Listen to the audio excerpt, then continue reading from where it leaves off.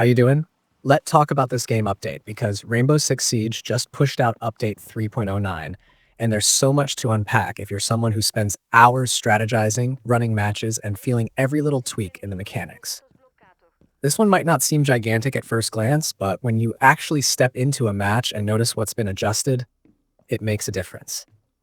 What I want to do here is just chat through everything, not in some overly formal breakdown, but the same way I'd tell a friend after a late night session when we're both trying to figure out whether these changes are making the game better, worse.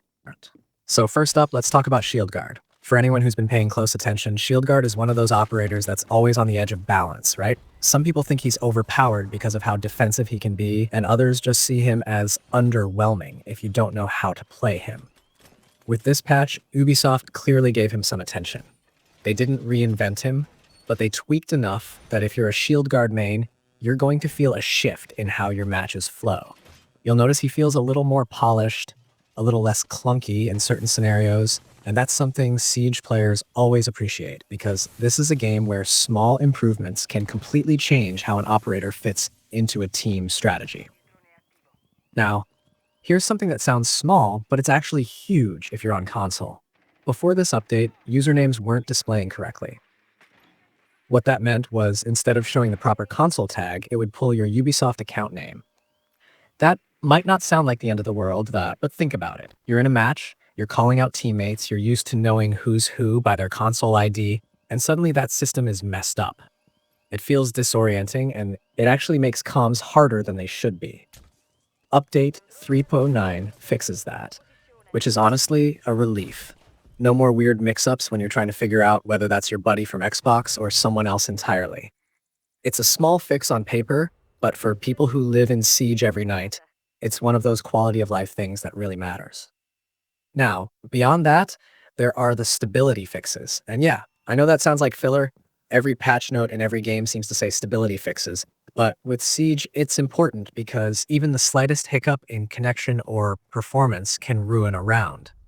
You don't want to be the guy whose game stutters just as you're lining up a perfect headshot, or the one who lags out while you're trying to clutch.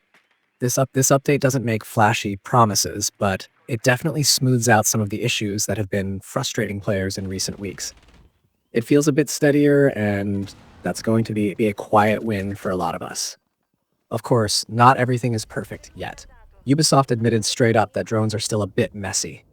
Here's the thing. Right now, if you're using your drone to scan, you've got to keep your target in vision continuously for the game to register the mark. If someone just slips into view for a split second and then they're gone, the drone won't catch them. That's frustrating because part of the fun of droning is those quick glimpses where you can make a fast call out and warn your team. Right now, those moments don't count, and it slows things down.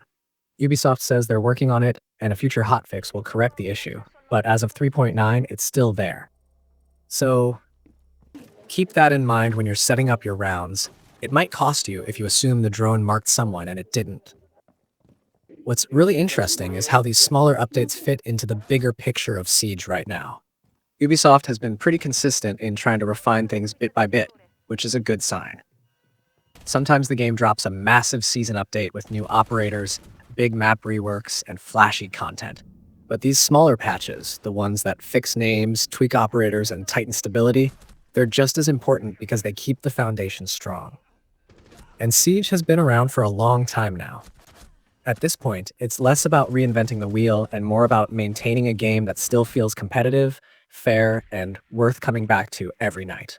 And honestly, this update is one of those moments where you can tell the devs are paying attention to feedback. The username issue? That's not something they'd catch in a vacuum. That came from the community pointing out, hey, this doesn't feel right. The drone bug too. Players have been talking about it nonstop, and Ubisoft actually addressed it publicly. That kind of communication is good. Even if the fix isn't here yet, knowing it's on the way helps keep trust alive between the devs and the player base. Let's talk about Shieldguard again for a second, because I think this is the most tangible gameplay impact from 3.09. He's the kind of operator who depends a lot on how coordinated your team is. If you're solo queuing, you might not get the full effect, but if you're playing with friends who actually know how to move around him, you're going to feel the difference. His tweaks make him a bit more reliable when you're in the middle of those high pressure holds, where one wrong move can flip the round. And with Siege, where every operator has a defined role, even a small shift can create a ripple effect. You'll start to see teams experiment more with bringing Shieldguard back into comps where maybe he'd been left behind before. So, how does this patch actually feel in a live match?